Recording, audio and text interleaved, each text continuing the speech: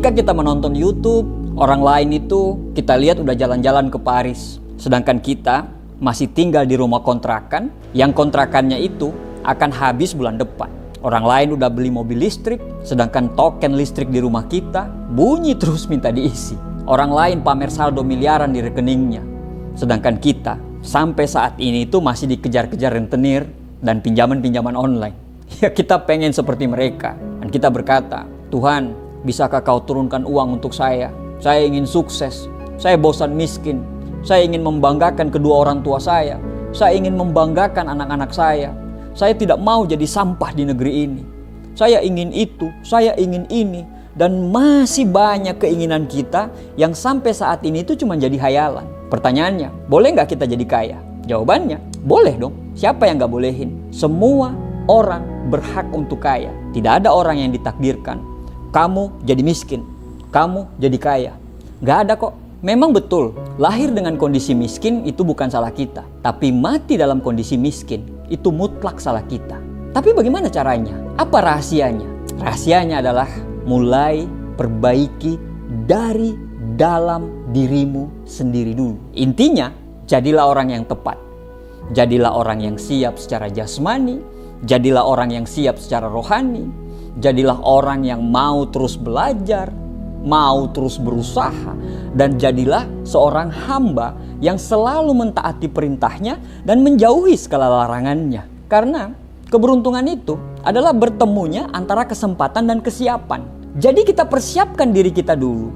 Jadi pada saat kesempatan itu datang, kita sudah siap. Kata kuncinya adalah diri sendiri kita dulu yang harus kita rubah. Bagaimana kita mau sukses kalau sholat saja kita tidak pernah? Bagaimana kita mau sukses kalau hubungan dengan orang tua kita tidak pernah akur? Kita nggak pernah rukun dengan kakak dan adik. Dan rumah itu rasanya seperti neraka. Bagaimana kita mau sukses kalau utang saja kita tidak bayar? Bagaimana kita mau sukses kalau kerjaannya kita berjam-jam nongkrong di warung kopi hanya untuk bercerita hal-hal yang di luar kompetensi kita? Kita bercerita mengenai kabinet merah putihnya Pak Prabowo, itu benar-benar di luar kompetensi kita. Bagaimana kita mau sukses kalau istirahat kita itu lebih banyak daripada kerjanya? Buya Hamka pernah menulis, salah satu pengkerdilan terkejam dalam hidup ini adalah membiarkan pikiran yang cemerlang menjadi budak bagi tubuh yang malas yang selalu mendahulukan istirahat sebelum lelah. Bagaimana kita mau sukses kalau tiap harinya kita selalu pacaran terus? Yang pacar tersebut belum tentu jadi suami istri. Bagaimana kita mau sukses kalau tiap harinya kita selalu melakukan hal-hal yang tidak disukai oleh Allah? Bagaimana mau punya tabungan yang banyak kalau uang kita nggak pernah atur? Kafe tiap hari, self reward tiap minggu, check out Shopee tiap minggu. Bagaimana kita mau sukses kalau tempat tidur kita aja yang paling dasar kita nggak pernah beresin? Apa hubungannya tempat tidur dengan kesuksesan? Menurut Admiral Navy SEALs William McRaven, dia pernah berpidato, dia bilang begini, kalau kita ingin mengubah dunia, mulailah dengan merapikan tempat tidurmu. Jika kamu merapikan tempat tidurmu tiap hari, kamu sudah menyelesaikan satu tugas pertama hari itu. Dan itu akan memberikan kamu sedikit rasa bangga. Dan itu akan memotivasimu untuk melakukan tugas-tugas berikutnya. Dan di penghujung hari, satu tugas terselesaikan akan menjadi banyak tugas yang terselesaikan. Merapikan tempat tidur bukan hanya mempertegas fakta bahwa hal kecil itu bisa sangatlah berarti. Jika kamu tidak dapat melakukan hal kecil dengan benar, kamu tidak akan melakukan hal besar dengan benar. Dan kebetulan jika kamu punya hari yang buruk, kamu akan pulang ke rumah tapi tempat tidurmu sudah rapi. Yang tadi pagi kamu sendiri rapikan. Dan tempat tidur yang rapi itu memberikan pengingat kepada kamu bahwa hari esok jauh akan lebih baik. Rezeki itu ibarat helikopter. Dia akan mendarat di benar-benar tempat yang aman untuk mendarat. Semuanya bersih dulu, baru dia bisa mendarat. Sama, rezeki itu bisa mendarat bila hati kita sudah bersih dulu. Diri kita sudah bersih dulu. Pikiran kita sudah bersih dulu dari hal-hal negatif. Tangan kita itu bersih dulu dari hal-hal yang kotor. Kaki kita bersih dulu dari langkah-langkah kaki ke tempat yang tidak semestinya. Telinga kita bersih dulu dari omongan-omongan orang yang hanya membuat kita jadi terjatuh. Mulut kita itu bersih dulu dari perkataan yang tidak pantas. Otak kita itu bersih dulu dari pikiran-pikiran yang merusak. Dan hati juga harus bersih. Ketika semuanya bersih, kita bisa menerima masukan-masukan yang mendorong kita untuk terus berkembang. Sederhananya begini, bayar hutangmu, jangan sampai punya hutang, jujur, jaga amanah, perlakukan orang tuamu seperti raja, jaga martabat suami atau istrimu, sayangi anak-anakmu, dan juga sayangi sekitarmu. Artinya, bagusin dirimu sendiri dulu supaya rezeki itu bisa mendarat dalam hidup kita. Apa yang dikasih ke kita itu semua titipan. Jadi Sang Maha Pemberi rezeki ini hanya akan menitipkan rezekinya kepada orang-orang yang Tuhan senangi dan pastinya terpercaya. Nah, setelah kita melakukan semua yang Allah suka, yang harus kita lakukan berikutnya adalah sabar dan pahami konsep rezekinya. Rezeki itu tidak selalu berbicara masalah uang. Rezeki itu tidak selalu berbicara masalah materi. Rezeki itu luas. Rezeki itu bisa berupa kesehatan. Rezeki itu bisa berupa anak yang soleh. Rezeki itu bisa berupa pasangan yang menjaga martabat keluarga. Rezeki itu macam-macam. Bahkan tetangga yang baik itu adalah rezeki. Rezeki itu belum tentu dimiliki orang yang banyak uang loh. Bisa jadi gajinya 100 juta, tapi utangnya 150 juta.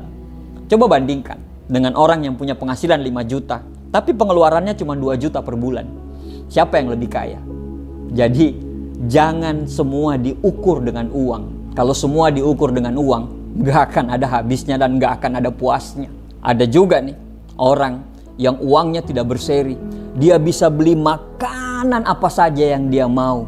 Tapi, tidak semua makanan yang bisa dia makan. Dia bisa beli makanan yang dia mau.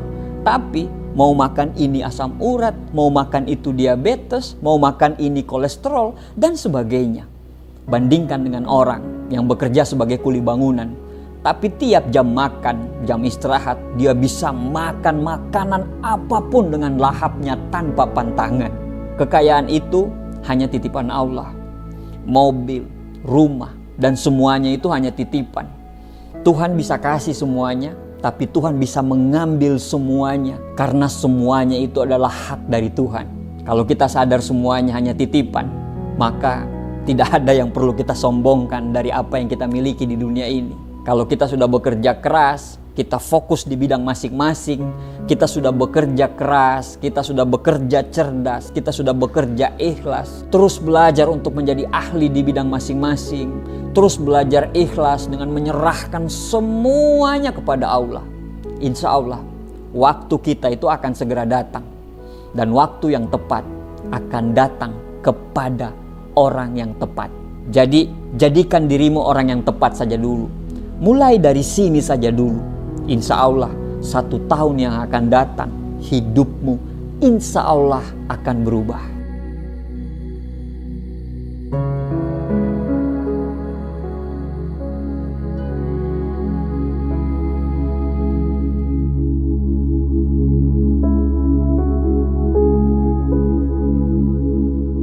Sir Edmund Hillary, sang penakluk Mount Everest pertama kali di dunia, itu diwawancarai oleh wartawan. Wartawan bertanya, apa yang paling kamu takuti ketika mau mendaki Mount Everest?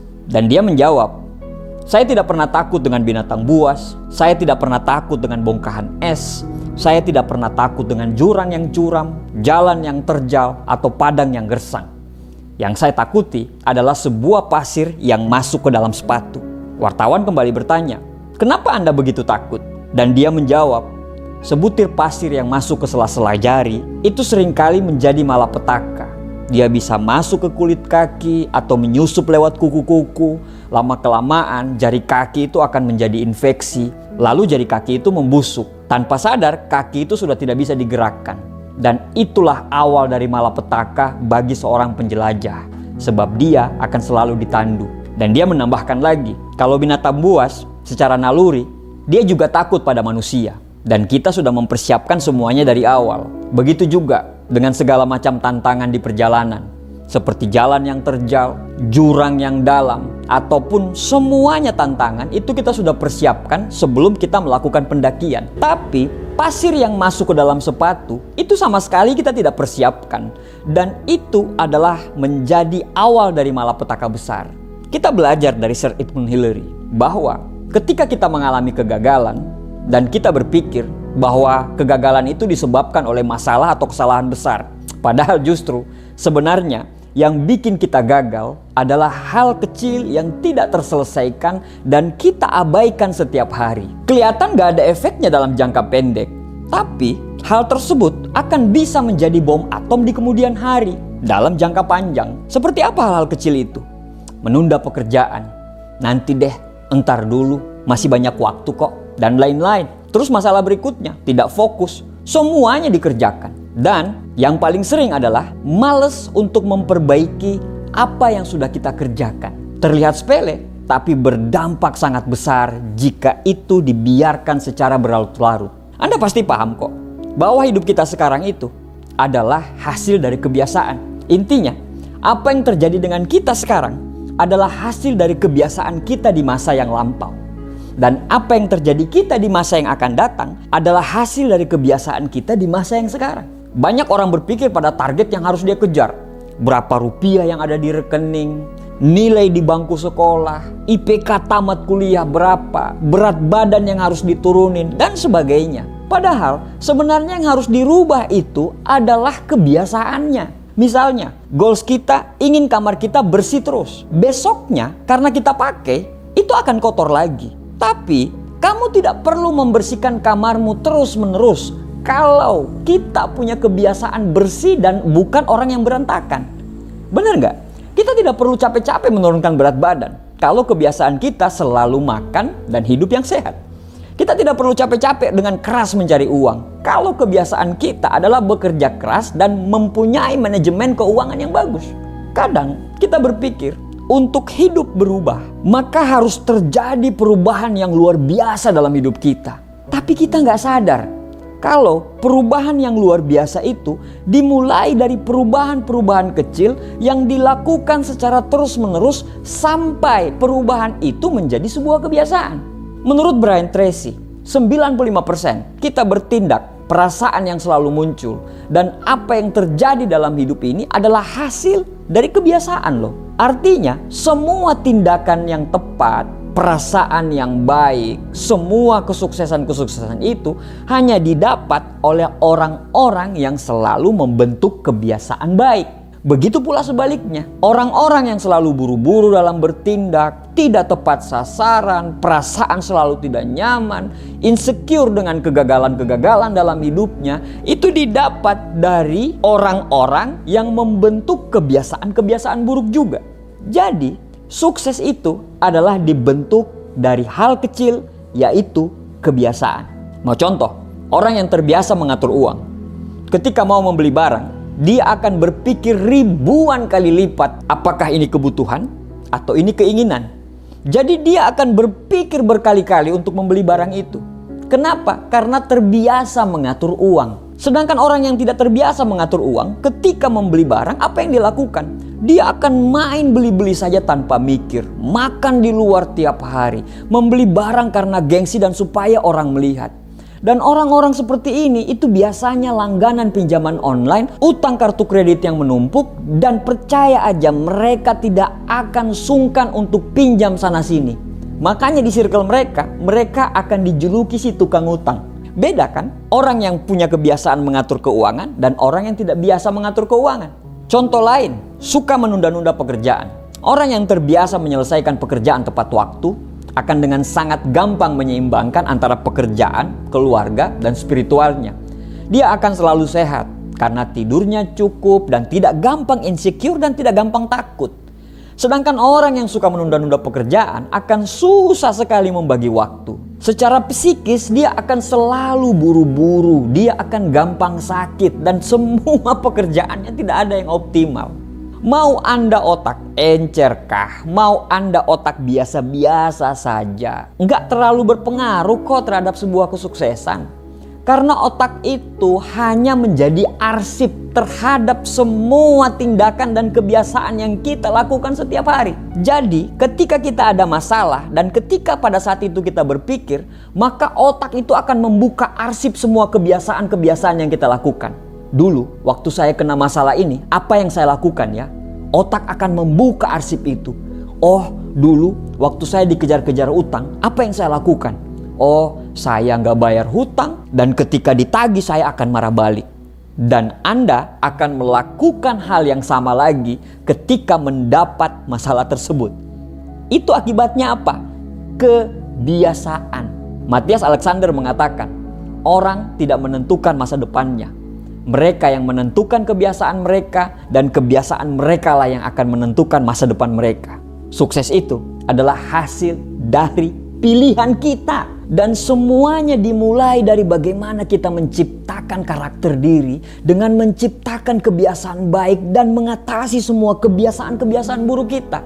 Memang rasanya tidak gampang untuk menghilangkan begitu saja kebiasaan-kebiasaan yang sudah melekat bertahun-tahun. Bahkan kebiasaan itu sampai turun-temurun. Seperti kata pepatah, all habit die hard. Tapi mulai menciptakan kebiasaan-kebiasaan baik sebagai bagian dari kehidupan kita, itu juga bukan hal yang mustahil kan? Apalagi bagi orang-orang yang punya mimpi besar, punya mimpi membahagiakan orang tuanya, membanggakan keluarganya, dan lain-lain. Bagaimana caranya kita bisa merubah kebiasaan-kebiasaan buruk itu menjadi sebuah kebiasaan baik? Yang pertama, kita harus percaya dulu bahwa itu bakal terjadi. Saya ulang, Anda harus percaya bahwa itu bisa terjadi. Yang berikutnya, sadar bahwa kebiasaan itu sudah menimbulkan masalah-masalah dalam hidup atau akan menimbulkan masalah di masa yang akan datang. Jujur pada diri sendiri, akui bahwa kebiasaan-kebiasaan yang Anda lakukan itu adalah kebiasaan-kebiasaan yang tidak baik. Setelah itu Anda list semua kebiasaan buruk itu dan kebiasaan-kebiasaan mana yang harus dirubah. Bikin rencana konkret dan terukur. Misalnya, jika orang itu memiliki kebiasaan belanja yang tidak terkendali, mereka dapat membuat anggaran bulanan atau bisa menetapkan batasan-batasan mereka sendiri mana yang harus dibeli dan mana yang tidak dibeli. Setelah Anda lakukan dua itu, yang Anda lakukan berikutnya adalah mencari dukungan orang-orang sekitar. Entah itu keluarga, teman, dan lain-lain. Mereka bertugas untuk mengingatkan kita agar kita selalu termotivasi dan bertanggung jawab untuk menghilangkan kebiasaan-kebiasaan buruk kita. Dengan kita mendapat dukungan yang tepat, insya Allah kita akan lebih percaya diri. Konsistensi juga merupakan sebuah kunci utama. Seseorang harus konsisten dalam menerapkan semua rencana mereka dan mereka tidak mudah menyerah menghadapi rintangan atau godaan untuk kembali ke kebiasaan lama mereka. Ya, meskipun perubahan itu tidak terjadi secara instan, dengan konsistensi dan ketekunan, seseorang akan dapat melihat perubahan-perubahan positif yang akan terjadi pada diri dia. Kita menjadi apa yang kita lakukan berulang kali. Jadi, keunggulan bukanlah sebuah tindakan, melainkan sebuah kebiasaan. Semuanya butuh proses memang, tapi if you change nothing, nothing will change. Kalau kamu tidak mau berubah, ya tidak akan terjadi perubahan. Susah memang, tapi sukses itu adalah hasil dari proses pembentukan kebiasaan-kebiasaan kecil dari mulai bangun tidur sampai tidur lagi. Makanya banyak orang bilang, kalau mau belajar dari orang sukses, lihat apa yang dia lakukan dari bangun sampai tidur lagi. Artinya, sukses adalah sebuah kebiasaan.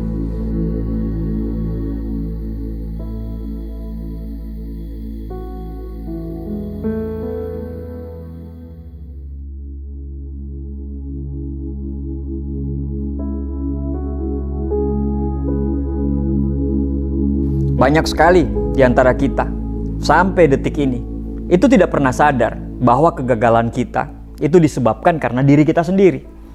Tanpa kita sadari, dalam kehidupan kita sering menuduh orang lain, berbuat tidak benar. Kita selalu mengkambing hitamkan orang dalam setiap kegagalan kita. Karyawan saya sih nggak becus, makanya perusahaan saya bangkrut. Bos saya sih semena-mena, makanya saya dipecat. Saya di tempat yang tidak semestinya, saya di tempat yang toksik. Tim saya tidak ada yang pinter, makanya tim kita itu nggak ada yang berhasil. Tim saya nggak ada yang pinter satupun. Dia pakai orang dalam makanya sukses. Ya, keluarganya mampu, jadi wajarlah dia bisa sukses. Jadi ada sebuah cerita nih. Seorang anak itu ditugaskan oleh ibunya untuk membersihkan kandang ayam. Pada saat dia membersihkan kotoran ayam, tanpa sengaja kotoran itu nyangkut di hidungnya, ya, kececer di hidungnya. Dia merasakan aroma tidak sedap. Tapi karena dia berada di kandang ayam, akhirnya dia berpikir, wah itu bau kandang ayam lah. Nah setelah dia habis membersihkan kandang ayam, itu dia bergegas untuk pergi ke rumah temannya. Nah di rumah temannya, dia mencium aroma yang sama, aroma yang tidak sedap. Dalam hati dia berkata, ih jorok sekali nih teman saya ini. Padahal rumahnya bersih, tapi kok baunya nggak enak. Nah setelah itu dia pergi lagi membeli minuman di warung. Sepanjang jalan dia tetap mencium aroma yang sama. Sampai di warung dia tetap mencium aroma yang sama. Dia sangat membenci aroma tersebut. Lagi-lagi dalam hati dia berkata, semua orang kampung ini jorok. Pemilik warung pun ini begitu jorok sampai tidak menyadari bahwa ada bau yang tidak sedap ini. Semua yang dia datangin, semua yang dia kunjungin, dan semua yang dia lewatin itu berbau tidak sedap. Jadi dia nyalahin semua orang. Dia berkata dalam hati, apakah kalian tidak mencium aroma ini itu? Kenapa kalian diam saja? Keterlaluan sekali kalian ini. Sampailah dia di rumah. Ketika dia sampai di rumah, dia tetap masih merasakan aroma yang sama. Nah ketika dia masuk kamar, dia tetap mencium aroma yang sama. Dia bingung dan akhirnya bercerminlah dia. Dan di cermin itu dia melihat bahwa di hidungnya itu melekat kotoran ayam. Ternyata sumber bau itu sebenarnya itu berasal dari hidungnya, dari dirinya sendiri. Ya mungkin kegagalan demi kegagalan, kemarahan demi kemarahan, kesialan demi kesialan, itu bukan berasal dari orang lain loh. Mungkin berasal dari kamu sendiri. Saat jari telunjukmu menunjuk satu ke orang lain, tanpa sadar ada 4 yang menunjuk ke dirimu sendiri. Ya memang cara paling gampang untuk melindungi ego kita adalah menyalahkan orang lain. Ego kita terselamatkan, tapi jangan berharap terjadi proses belajar di situ ya. Nah, kalau tidak ada proses belajar, berarti tidak akan muncul kesadaran. Yang nggak sadar tuh kalau kita yang salah. Padahal kita terbentuk itu bukan dari kesalahan orang lain, melainkan kita terbentuk. Kita sukses itu terbentuk dari kita belajar dari kesalahan demi kesalahan kita sendiri. Sumber penyakit paling kronis dan paling berbahaya adalah ketika kita merasa diri paling benar. Sumber penyakit inilah yang menyerang jasmani kita, menyerang rohani kita. Jadi, jika kita merasa benar, mata kita buta, pendengaran kita tuli, dan hati kita akan jadi tumpul. Dan saat diri kita merasa paling benar, maka kita tidak akan mampu melihat kebenaran dalam diri orang lain. Saat ego mendominasi, diri kita cenderung silau untuk melihat kesalahan sendiri dan samar melihat kebenaran yang ada di diri orang lain. Dan hal ini yang membuat kita jalan di tempat dan susah untuk berkembang. Pada saat ada hal buruk terjadi pada kita, kita punya 2 pilihan. Pilihan pertama, kita bisa menyalahkan orang lain atas kegagalan kita, atas kesialan kita, dan kita tidak pernah belajar. Atau pilihan yang kedua, kita introspeksi diri atas semua yang sudah terjadi dan belajar menjadi pribadi yang lebih baik dari sebelumnya. Tidak ada gunanya menyalahkan orang lain. Tidak ada gunanya mengkambing hitamkan orang lain. Mereka tidak akan pernah berubah. Satu-satunya cara untuk merubah situasi kita adalah dengan merubah diri kita sendiri. Saat kamu sadar dirimu harus berubah, insya Allah dunia akan berubah dan cara pandangmu pun juga akan berubah. Jangan lupa untuk selalu berbahagia. Terima kasih, semoga bermanfaat.